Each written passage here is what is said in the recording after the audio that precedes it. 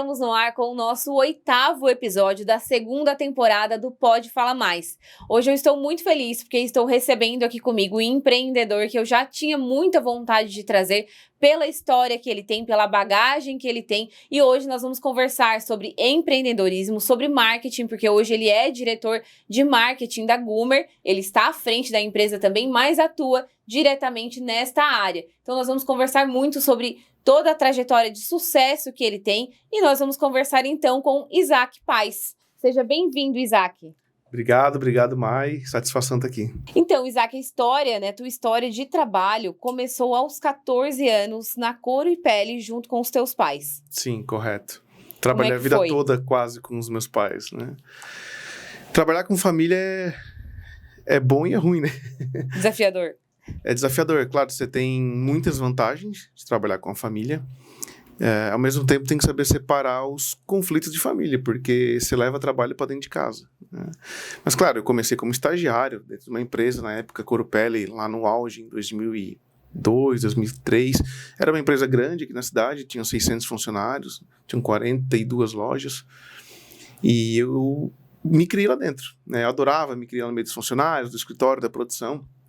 Aí um dia meu pai e minha mãe falaram, olha, tá com 14 anos, vamos começar a trabalhar. E eu tava louco pra começar a trabalhar, começar a ganhar um trocadinho. Já tava só esperando a oportunidade. Tava bastante.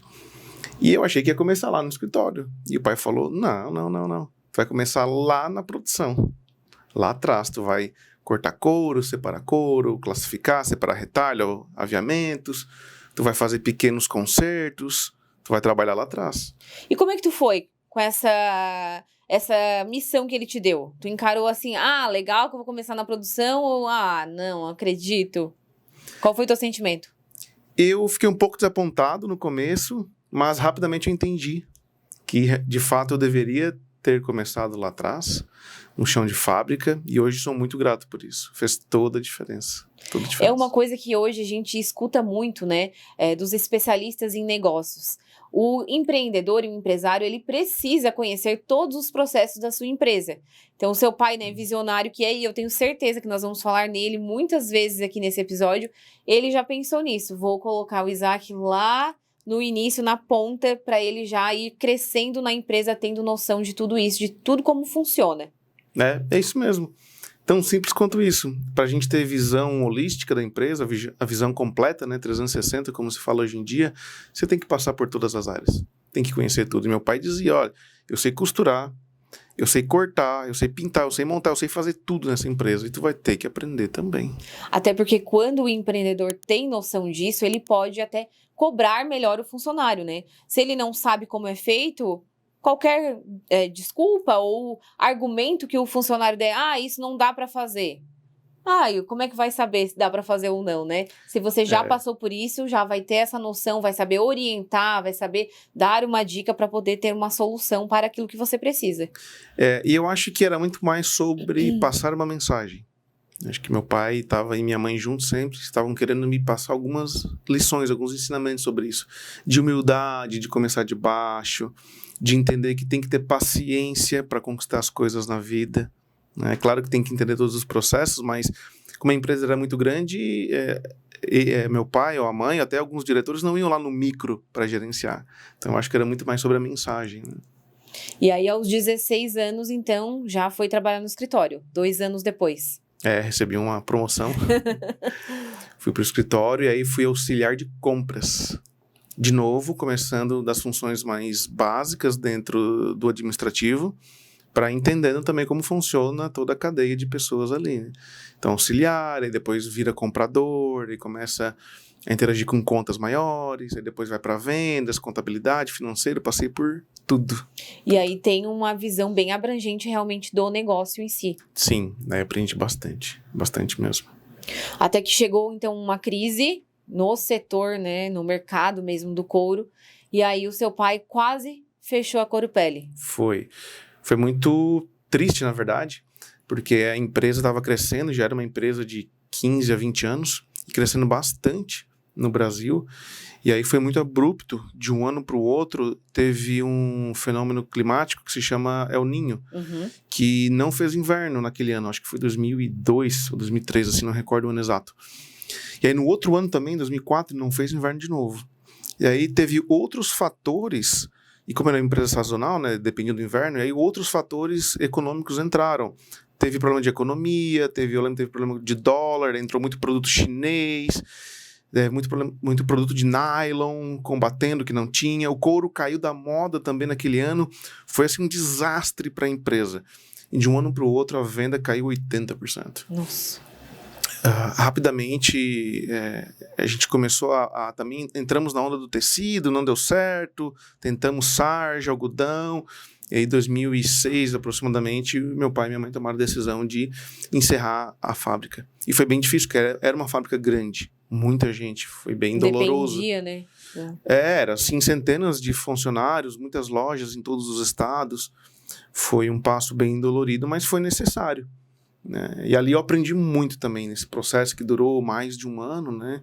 Poxa, quando chega um momento, tu acredita até um certo ponto, depois tu tem que entender que tem que virar a chave.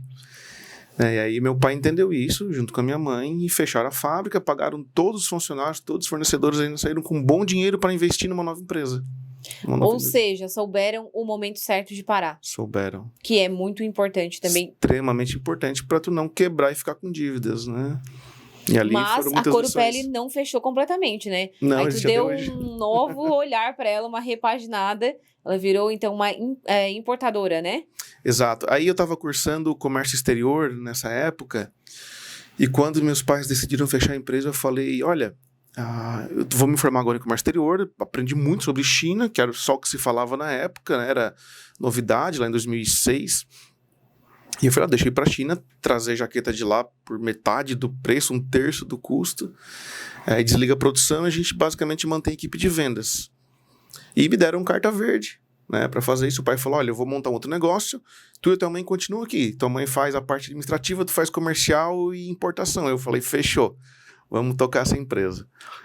E me joguei para a China, lá com meus 19, 20 anos, assim, que eu tinha. Fui sozinho na época. Sozinho. Fui numa excursão, né? Era uma missão empresarial, mas lá dentro eu fiquei sozinho, né? E quase 20 anos atrás isso. Hoje em dia, todo mundo assim, já foi pra China, mas naquela época não tinha empresário, não tinha com quem conversar. Meu pai já tinha ido, mas com uma outra missão empresarial também, foi bem conturbada para ele. Além de ser uma época muito diferente, também era bem jovem, né? Sim, 19 para 20 anos. Bem jovem, lá em 2006, assim, mais ou menos. Eu não lembro o primeiro ano exato que eu fui pra China, mas era tudo muito... Nossa, não se sabia nada sobre a China, né? Tu imagina, quase 20 anos atrás. Né? E como é que foi essa experiência? Eu fiquei 20 dias lá e foi muito legal, choque de cultura. Aí eu fui direto para uma feira para fazer negócio na feira, prospectar fornecedores. Aí eu fui com a mentalidade de prospectar fornecedores de matéria-prima, então eu vou achar o do couro, da linha, do zíper, do forro, e vou achar um que monte tudo isso. Só que a feira era tão grande, tão monstruosa, a feira, assim, não sei nem dizer o tamanho dela, acho que é o tamanho da nossa cidade, assim, tanto que tinha trem para andar dentro da feira, Nossa. né? Se chama Canton Fair, existe até hoje, é a maior feira do mundo de negócio. Que eu descobri muitos fornecedores que já faziam vestuários de couro lá, prontinho, do jeito que a gente queria, era só dar os modelos, as medidas brasileiras. Aí eu saí da feira e peguei, assim, trens e aviões para ir nessas fábricas, porque a China é muito grande, é tudo muito longe, né? E eu fui visitar essas fábricas. Aí, batendo orçamento, aquela coisa toda. E depois voltei pro Brasil, voltei pra China, assim, várias vezes, até descobrir os bons fornecedores, confiáveis, né? E aí começamos a importar e a vender, e deu muito certo. Muito, muito certo. E aí ficou quase 10 anos, né? Tocando Sim. a empresa. Aí até começar a importar, a vender, acho que foi em 2008, a importadora nós tocamos até 2014. E aí o seu pai, visionário, como sempre, quando decidiu, né, fechar a Corupelli naquele mercado que atuava, já foi pesquisar novos mercados, optou pela cervejaria. Foi, isso mesmo. E é bem diferente, né? Cerveja não tem nada a ver com couro. Mas é o empreendedor que ele era, né? Ele fez o dever de casa de um bom administrador e empreendedor, né? O que você faz quando abre um negócio novo? Você estuda o mercado, né? O que vai dar dinheiro, o que tá em alta, onde é que tem gaps, nichos de mercado não atendidos. Aí ele fez 4 planos de negócio, porque ele queria muito ir para a área da alimentação. Ele fez um de água mineral, mas a licença ambiental demorava em torno de 8 anos para ser concedida, então ele descartou. Ele fez um plano de negócio de vinho, mas precisava comprar uma área de terra muito grande. Ele também descartou. Ele fez um plano de negócio de sorvete, mas o investimento em freezers era muito alto. E ele fez um plano de negócio de cerveja que deu viabilidade positiva. Viabilidade financeira, ou seja, dava dinheiro, e viabilidade mercadológica. Tinham poucas micro cervejarias artesanais naquela época. Se falava em 3 ou 4 no Brasil, né? Tinha Dado Beer aqui... No Brasil. No Brasil. Tinha Dado Beer aqui no Sul, tinha a Devassa, que na época ainda era uma micro, e mais 2 ou 3. E aí surgiu a Saint Beer em Forquilhinho, em 2007. E aí, nesse mesmo ano, 2007 para 2008, foi quando você tomou a decisão, então, de sair também da Corupelli. Não, isso foi mais pra frente. Foi mais pra frente? Mais não, pra foi frente. 2014, né? Isso, 2014. eu fiquei na Corupelli até 2014. Tá, certo. Mas então, 2014, quando saiu da Corupelli, foi pra Saint Beer junto com o pai. Exato. Aí fui convocado a ir pra Saint Beer, a empresa tinha crescido muito, precisava de alguém no comercial, para gerir o comercial, e fui convidado para ir pra cervejaria e topei o desafio, né? E fiquei de 2014 a 2018 como gerente comercial da cervejaria Saint Beer. Dessa experiência, já surgiu outras experiências também, né? Vocês já empreenderam aí com uma hamburgueria aqui em Araranguá, Papalégua. Eu Isso. lembro dela, era bem legal. E aí, ali, então, veio mais experiências para vocês empreenderem novamente. Mas antes de a gente ir para o próximo passo, conta um pouquinho sobre essa experiência da Papalégua. Legal. Meu pai não parava, né? Ele abria vários negócios, teve outros aí negócios no meio do caminho. Mas em 2016 ele abriu uma hamburgueria, era um desejo pessoal. Então aqui em Araranguá ele abriu esse restaurante, era um restaurante bem grande, pro tamanho da cidade. E de 2016 a 2018 foi gerido por um sócio que ele tinha na hamburgueria, não deu mais certo o sócio. Aí ele tentou tocar sozinho uns meses, ele viu que não dava, porque ele estava muito envolvido com a cervejaria. E é um negócio que te exige demais, porque é final de semana, é à noite, tem toda a rotina do dia. Ele decidiu fechar o negócio. E eu falei, deixa eu ver esses números aqui da hamburgueria. E comecei a ver, são números bons, é um negócio que dá dinheiro, é rentável, não faz sentido fechar. Eu falei, olha, vou pedir as contas da cervejaria, acha outro gestor comercial e eu vou lá tocar a hamburgueria. E foi o que eu fiz. Fui lá pra dentro e convidei minha esposa. Ela trabalhava numa prefeitura em outro município aqui, era longe pra ela todo dia ter que ir e voltar. Eu falei, vem comigo, vamos tocar essa hamburgueria aqui. Vai ser difícil porque é horário noturno, horário de final de semana, mas acho que vai dar um bom retorno pra nós.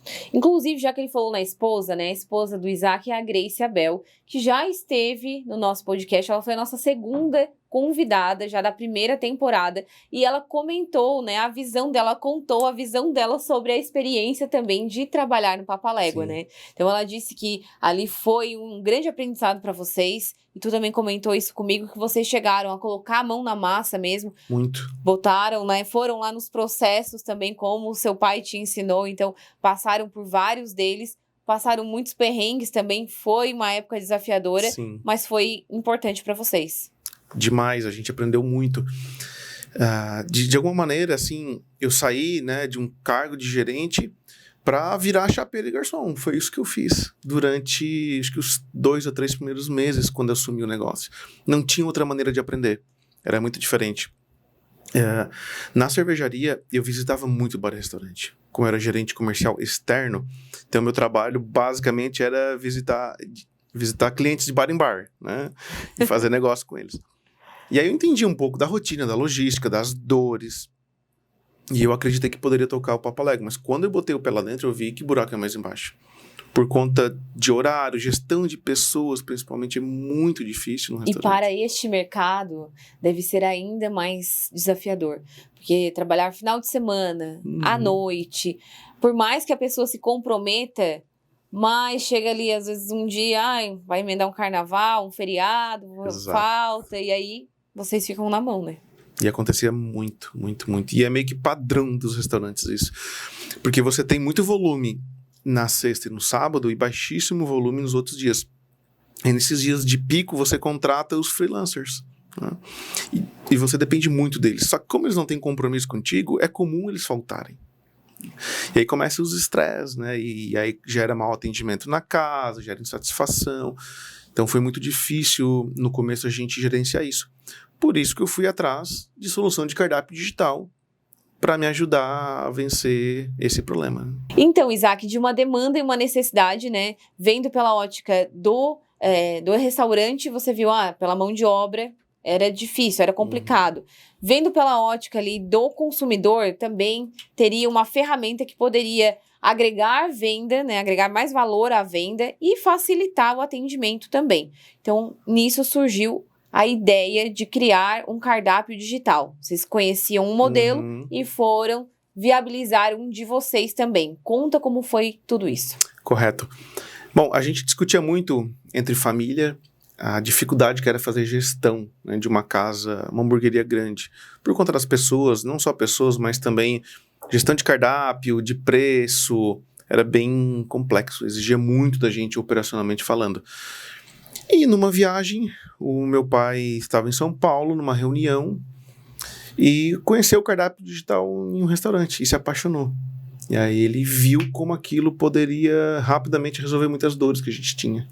E ele não pensou duas vezes, ligou para o pessoal do cardápio digital, da Gumer, e aí na outra semana a gente já estava instalando ele em Araranguá. Foram pioneiros, eu acredito. Na cidade, sim.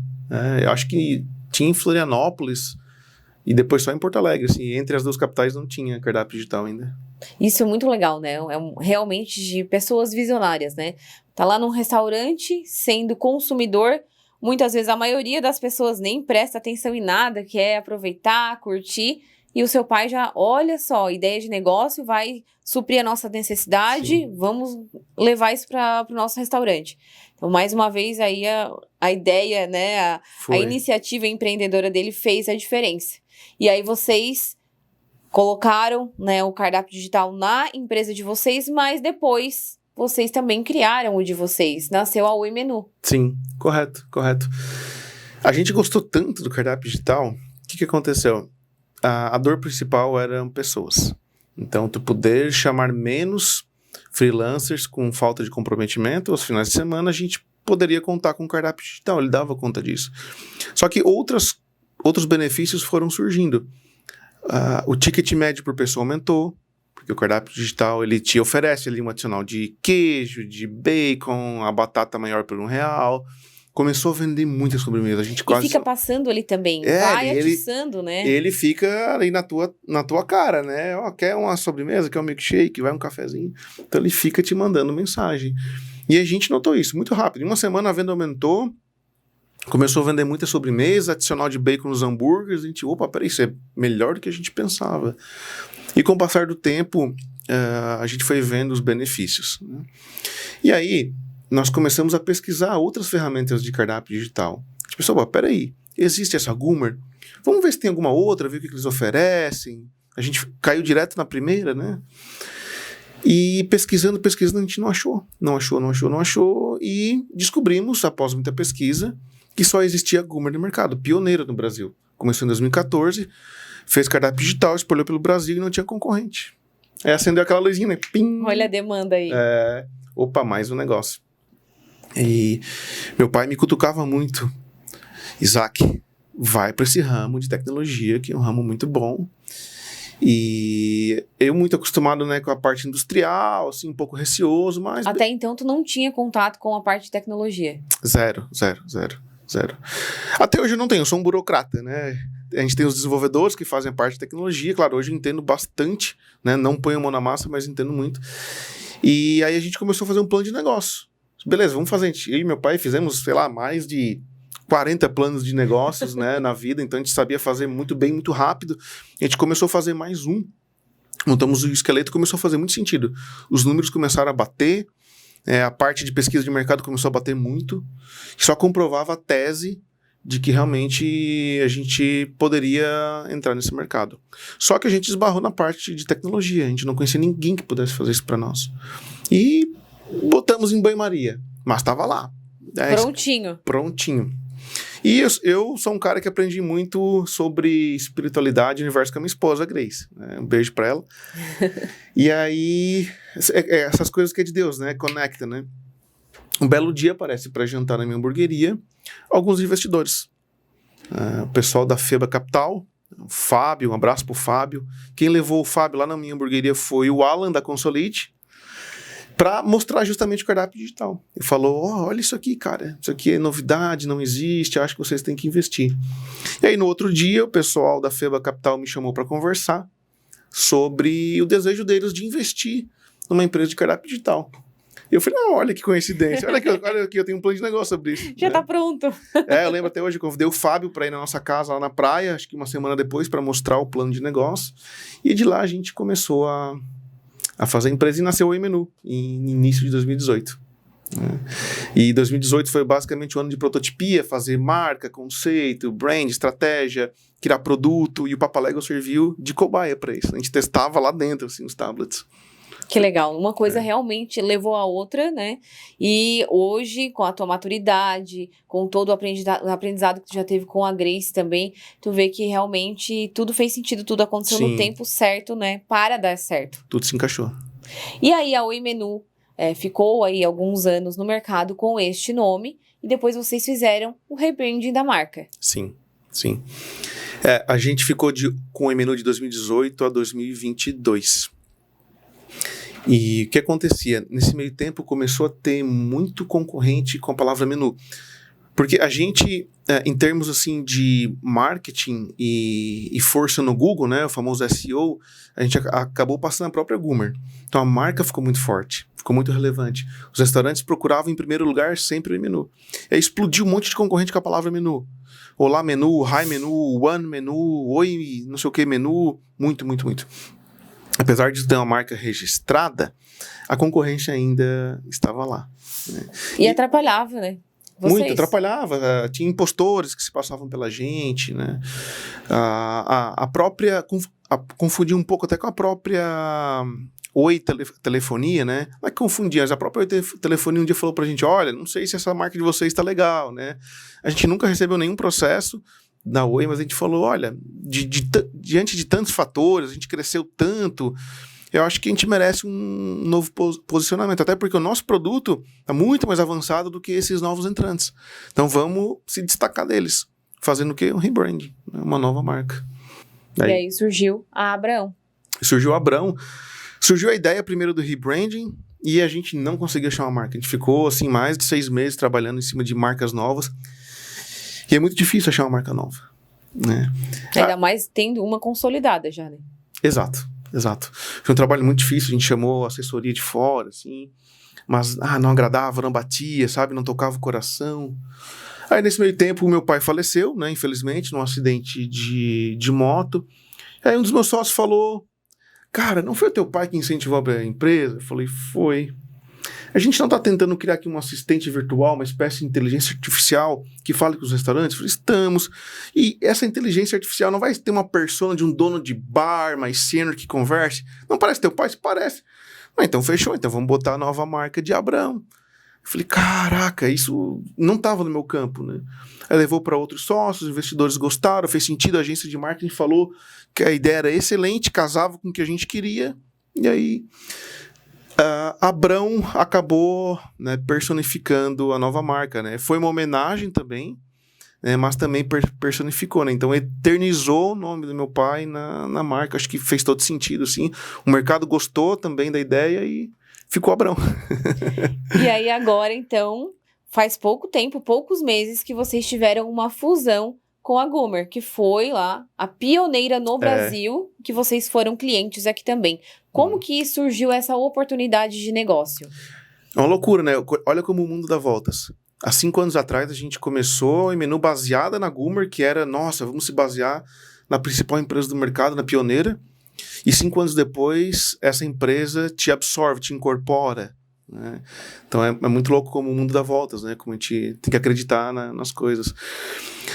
Como a gente cresceu bastante, nós começamos a incomodar comercialmente a Goomer. Isso é muito bom, né? Claro que é. A gente começou a roubar clientes, né? Os clientes deles migravam para nós, acontecia também muito dos nossos e para eles. Então tinha uma briga muito acirrada ali no mercado, porque não existe uma terceira empresa hoje de cardápio digital em tablet. Ficou só as duas no mercado dominando o market share. E as duas brigavam entre si, né? Tem outros, claro, tem menores, assim como eu comentei, mas ainda com pouca influência, né? Então... A nível nacional, não existe. Não, só Abrão e Gumer na época. Aí a Gumer chamou pra conversar. Disse, cara, a gente tá aqui se brigando, um roubando o cliente do outro. A gente tá trabalhando nas mesmas coisas em desenvolvimento. A gente faz a mesma coisa no fundo. Tem muita sinergia que a gente pode cortar. Então vamos se unir. A gente para de perder cliente. A gente faz um time só de produto, sabe? Um time só de suporte, um time de implementação. A gente começou a ver, acho que faz sentido, né? A gente vai ganhar eficiência comercial, eficiência de produção. Abrangência também? Abrangência, né? Então fez todo sentido para nós fazer essa união. Eu acho que era um caminho assim orgânico. Não tinha outro caminho, né? Quando duas marcas se batem tanto de frente, é meio que natural elas se fundirem, uma comprar outra, uma incorporar outra, né? No nosso caso, a gente realmente fundiu as empresas. Né? Na prática, Isaac, como é que funciona uma fusão entre empresas? Bom, elas juntam os capitais sociais, é isso que acontece, né? No nosso caso, foi um pouco diferente. Como a Gumer era muito maior que nós, então foi uma incorporação, ou seja, eles são uma SA, então eles nos deram ações e a gente embarcou no quadro societário da Gumer, né? E aí depois teve as outras mudanças a nível tático, operacional de times, né? Mas societariamente falando, a gente embarcou no quadro societário. Então, nós demos 100% da nossa empresa e eles deram X% da empresa deles para nós. Né? Mas hoje a marca Abrão ainda existe ou é só Gumer? A marca, sim, a empresa Abrão não. Ela deixa de existir enquanto entidade, mas a marca existe sim.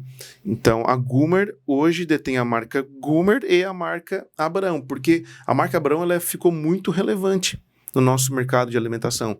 Então, não dá para matar ela da noite pro dia, não faria sentido, a gente ia perder muita força. Né? Então, a gente vai continuar com ela por tempo indeterminado. Né? Até se ela continuar com a força que ela tem, ela vai ser mantida, né? A princípio, essa é a estratégia de médio prazo que a gente está traçando. Legal, essa era uma dúvida que eu tinha, porque a gente assiste programas, escuta podcasts que falam sobre fusões, incorporações, mas na prática a gente fica pensando, será que funciona como, né? Então aqui nós temos a oportunidade de perguntar e aprender um pouco mais sobre isso também. Funciona muito bem. No mercado de tecnologia é muito comum, acontece todo dia alguma fusão, aquisição. Nos outros mercados ainda não é tão comum, mas a tecnologia, de alguma maneira, é mais aberta para isso.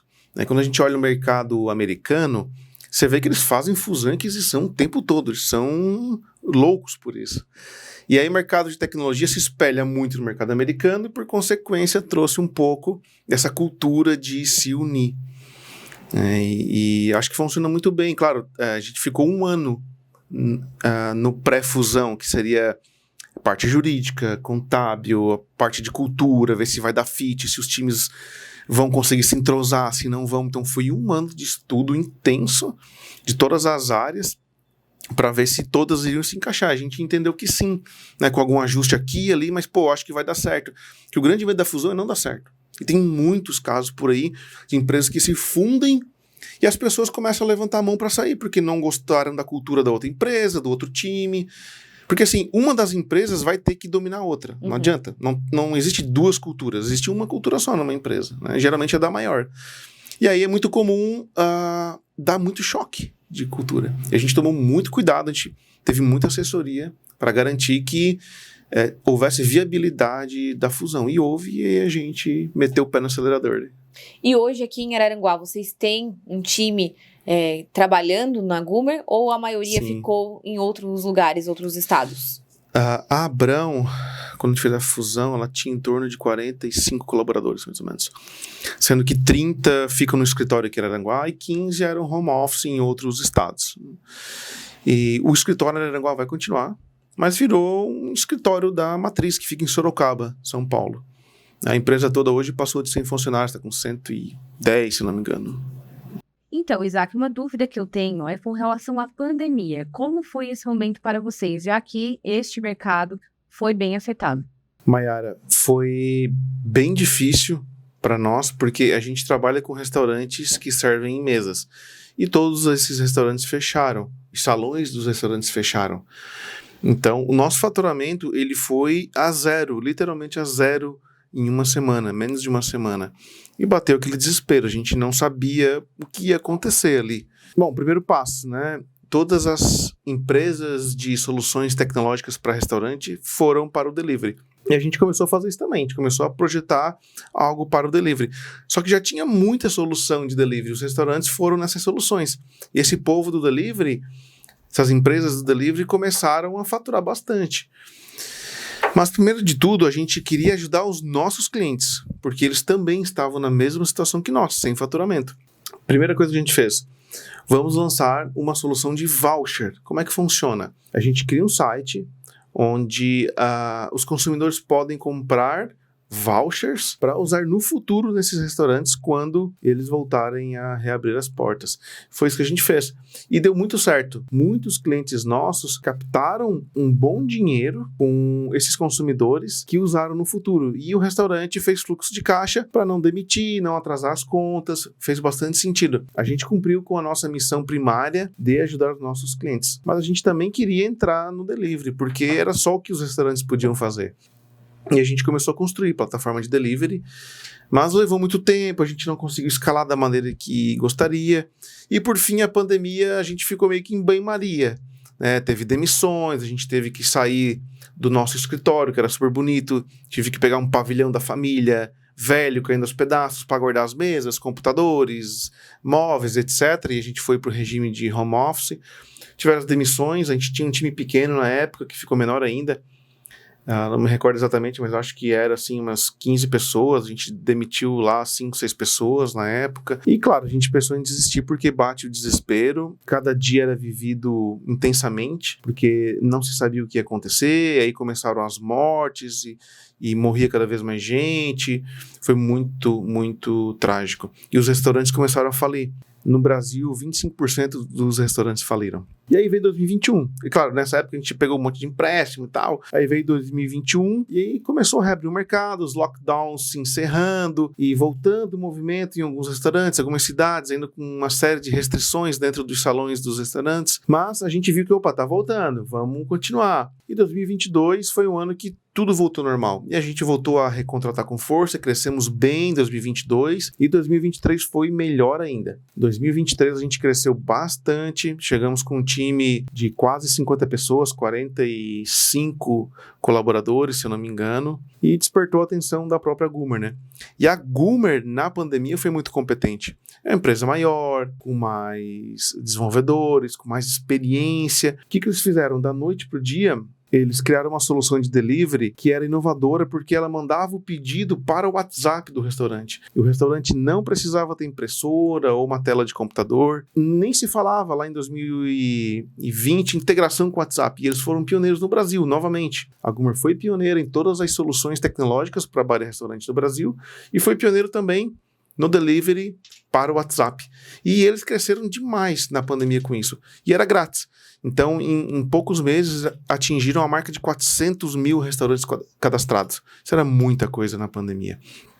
E botou o nome da Goomer uma vez mais no topo dentro do mercado de food service. Hoje a gente fala, parece algo muito óbvio, né? Mas há alguns anos não tinha essas integrações. A gente nem sabia o que era isso. Nós mesmo como consumidores, né, nem imaginávamos. Só que hoje, como a gente já é uma realidade pra gente, a gente não consegue imaginar a complexidade que era essas criações. Sim, sim. Então, e o WhatsApp, é a ferramenta do empreendedor, né? Todo empreendedor usa o WhatsApp, não tem jeito, né? E o que aconteceu? Muita gente, para ter uma nova fonte de renda na pandemia, porque perdendo emprego, aquela coisa toda, foi fazer algum negócio de alimentação lá de casa. Putz, vou entregar cachorro-quente, crepe, salada, milkshake, explodiu. Porque o povo que estava em casa só queria comer. Não, também. Eu só queria fazer aqui. Ficando em casa 24 horas por dia, 7 dias por semana, comer, né? E aí a Goomer ajudou muito com essa ferramenta de cardápio, então, para delivery, grátis, que manda o pedido pro WhatsApp, então tu não precisa nem ter computador, tu não precisa de impressora. Isso aí revolucionou o mercado de food service. E a ferramenta que existe até hoje, hoje ela evoluiu muito, é claro, né? Tem planos pagos com integração com sistemas de gestão, com impressora, etc. Isaac, nós temos aqui agora uma nova modalidade, que eu falo na pergunta sobre curiosidades da vida das pessoas. Legal. E aí, Vou te perguntar sobre outros assuntos agora, pra gente conhecer um pouquinho mais dentro do que a gente conversou, né? Então, Isaac, trabalhando, né, no ramo gastronômico, você já conheceu muitos restaurantes, muitas culinárias. Entre tantos pratos, qual a sua comida preferida de restaurante? Boa, Mai. Eu como de tudo, não tem tempo ruim. Mas o que mais me pega é churrasco. Acho que se fosse para escolher, acho que eu escolheria churrasco e carnes em geral. É tradicional aqui do Sul, né? Bastante, adoro. Eu também adoro churrasco. Inclusive, pra mim, o melhor é o do meu pai. Não tem nenhum churrasco que bata. O teu pai fazia churrasco? Muito, muito. Era bom mesmo. Bah. Porque ele fazia muitas comidas, né? Vários pratos sim, diferentes, sim, assim. bastante, Mas bastante. fazia o tradicional também, então. Com certeza. E falando de culinárias internacionais, qual a tua preferida? Eu gosto muito de comida, mas acho que o que mais pega é italiana, né? Não tem erro. Né? Comida italiana, bastante carboidrato e massa e vinho. E tu é descendente de italiano ou não? Não sou, Não. mas adoro. Eu sou, né? Minha família toda é sempre massa, galinha, polenta, então eu amo isso aí. Coisa boa. E a cerveja? Tu já deve ter ouvido muito esta pergunta, mas qual a tua cerveja preferida? Falando de estilos, eu gosto da Pilsen. E todo mundo me fala, nossa, mas existe IPA, APA, não sei o quê, cerveja preta. É que a Pilsen é muito difícil de fazer. É uma cerveja que pega defeito quando tu começa a aprender a degustar. Então, eu aprecio muito uma boa Pilsen. E a melhor Pilsen que tem pra mim no Brasil é sim a da Saint Beer, que tem a versão, inclusive, não filtrada, que se chama In Natura. Pra mim, são as melhores cervejas do Brasil. E a cerveja é a tua bebida preferida? Já foi. Ultimamente eu ando muito no vinho e no whisky. Mudou um pouquinho. A gente vai ficando velho, vai mudando os gostos. Vai mudando os hábitos. E agora eu quero fazer uma pergunta que eu tenho realmente uma curiosidade pessoal, né? Já comentei com vocês, a Grace Abel foi nossa entrevistada, né? Esposa do Isaac. Foi a nossa segunda entrevistada, porque eu tinha realmente muita vontade de contar a história dela. Eu imaginei que sabia a história dela e quando ela sentou aqui eu fiquei pasma. Eu mal falei naquele episódio, porque eu não imaginava que ela tinha uma história tão bonita, mas ao mesmo tempo tão difícil, né? Ela passou muitos momentos difíceis. Mas hoje, quem acompanha ela, vê ela super positiva, super conectada com Deus, sempre trazendo, né, boas mensagens, e eu já falei isso pra ela. Eu acho que ela é uma das pessoas mais sábias que eu conheço. E eu quero saber se no dia a dia é isso mesmo, se ela é essa pessoa sábia, paciente, que ela transmite pra nós. Eu concordo contigo, Mai. Pra mim, ela é a pessoa mais sábia que eu conheço também. E sim, ela vive o que prega. Ela é essa pessoa. Não é nenhum personagem de Instagram, como muitos influencers são. Ela realmente, é o dia a dia dela, é aquilo ali.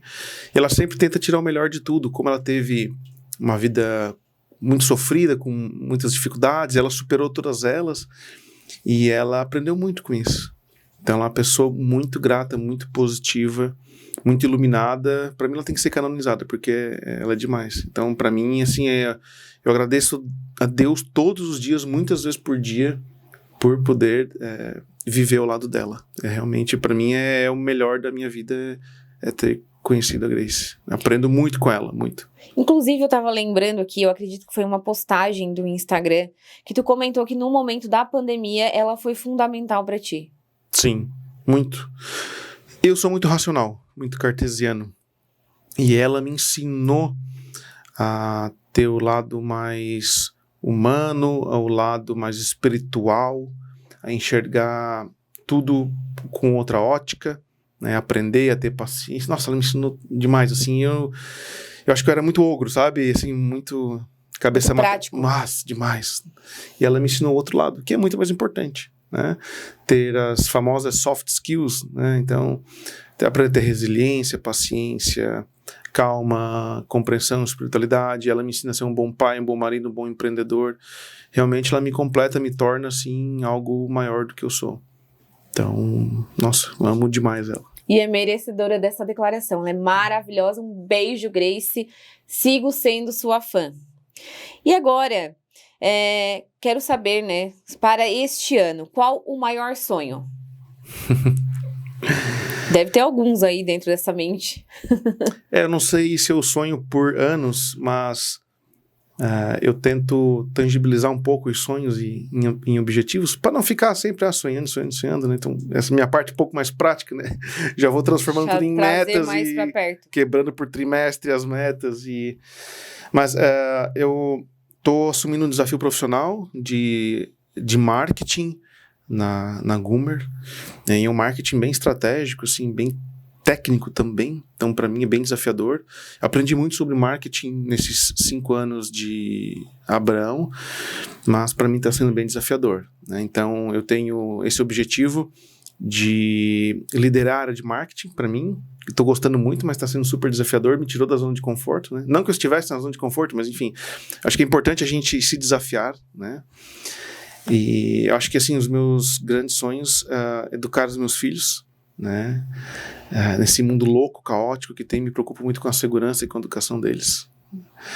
E basicamente isso, assim, eu tenho muitos sonhos, tenho sonhos materiais e tal, mas eu acho que eu tinha muito, assim, antes de conhecer a Grace eu tinha muito sonho material, e depois meus sonhos se transformaram. Meu sonho é ter uma família feliz, uma família saudável, uma família que tenha dinheiro suficiente. Sim, é importante para curtir bem a vida, para viajar, mas aquela parte material foi caindo, né? A gente vai amadurecendo e com certeza, né, com o nosso companheiro ou companheira, a gente vai também formatando tudo isso, né, com a chegada dos filhos, tudo vai mudando e a gente vai se abrindo também para o novo. Eu acho que isso é o mais incrível da vida, né? Porque quando a gente tá lá na juventude, iniciando na vida profissional, a gente pensa muito realmente em material, adquirir, e depois a gente descobre que, na verdade, a gente não precisa de tanto, né? O que a gente precisa mesmo tá ali no nosso dia a dia e a gente vai aprendendo dia a dia mesmo o que é a essência da vida. Exato. E eu sou muito ambicioso e sempre vou continuar sendo, mas a ambição ligada com propósitos maiores. Não adianta de nada ter um monte de dinheiro, ter uma família triste, infeliz, etc. Você ser infeliz contigo, com teu corpo. Então, a gente tem que ser feliz em primeiro lugar, né? Isaac, como foi participar deste podcast? Que, meu Deus, vocês não têm noção de tudo que aconteceu aqui. Eu não vou nem falar muito para não me dar outra crise de riso. Foi incrível o que aconteceu neste podcast. Eu tinha medo de um dia isso acontecer, pois aconteceu logo com o Isaac. Foi tranquilo, eu quase fui assassinado 2 vezes pela lâmpada que caiu na minha cabeça. Gente, é verdade isso, é verdade. Errou feio, errou rude. Não, foi maravilhoso. Obrigado pelo convite, Mai. É muito legal estar falando aqui contigo, é uma honra. E é sempre bom, quem não gosta de falar de si mesmo, da sua trajetória, né? E sempre quando a gente fala, a gente resgata coisas do passado, relembra algumas coisas. Acho que as tuas perguntas foram muito inteligentes, eu gostei demais das tuas perguntas. Ai, muito obrigada. Acho que foram muito assertivas, né? Acho que enriquece, né? Faz as pessoas falarem o melhor delas. Você é muito, muito pontual nas perguntas, parabéns. E um prazer enorme estar aqui contigo. Que bom, fico muito feliz mesmo, né? Desde o início eu tinha comentado que gostaria que tu viesse. Quando a Grace veio, eu ainda reforcei isso pra ela. Mas tudo acontece no tempo certo, né? Sim. Naquela época, vocês ainda não tinham feito a fusão, então seria outro viés na nossa conversa aqui, e hoje foi ainda melhor, então tinha que ser hoje, e eu só te agradeço realmente pela tua entrega, pela tua paciência, né, com a crise de risos da entrevistadora, mas, a Luz também, né, Michelinha? Mas muito obrigada mesmo. Obrigado, Michele, também aí, para estar nos apoiando, super importante, Nosso essencial, suporte, né? Sem você não acontece nada. É isso mesmo. Pessoal, mais uma vez, muito obrigada, né, quem esteve conosco em mais este episódio. Vou convidar vocês para assistir os episódios anteriores, né? Nós temos 7 só deste ano e a temporada também de 2023. E aquele recadinho importante, né? Na verdade, 2 recados que eu sempre reforço aqui. O primeiro deles, se inscreva no nosso canal. Sempre digo isso, custa R$0, é de graça para você e para nós, pode nos ajudar muito, né? Levar o nosso trabalho a ser cada vez mais conhecido. E se você é empreendedor aqui da nossa região e quer atrelar a história da sua empresa a histórias de sucesso que nós contamos aqui, então você pode ser um dos nossos patrocinadores. Nós temos várias opções, inclusive uma delas nós vamos até a sua empresa, né? Fizemos um material profissional, produzindo vídeos, visitando, mostrando os bastidores e compartilhando também nas demais redes sociais. Então, se você tem esse interesse, entre em contato que nós explicamos melhor para você. E mais uma vez, então, muito obrigada. Até o próximo episódio. Tchau.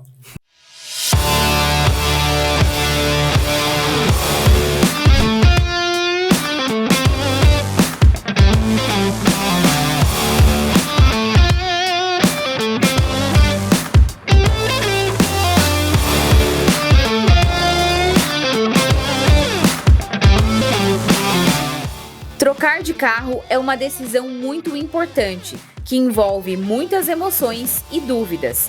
Mas com a equipe da Auto 15 Veículos, você pode ficar tranquilo. Com seminovos de procedência e até mesmo opções de carro 0 km, eles garantem as melhores negociações de mercado.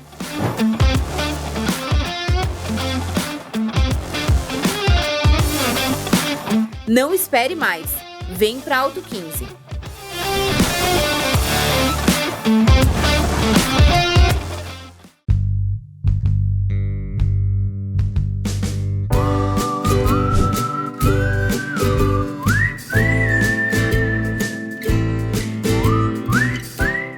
Há 40 anos, a PS Contabilidade é uma referência em seu segmento. Com uma gestão inovadora e atualizada, a equipe está sempre conectada às principais atualizações tributárias e fiscais. Junte-se aos cases de sucesso que fazem parte do time de clientes da PS e agregue mais valor à sua empresa.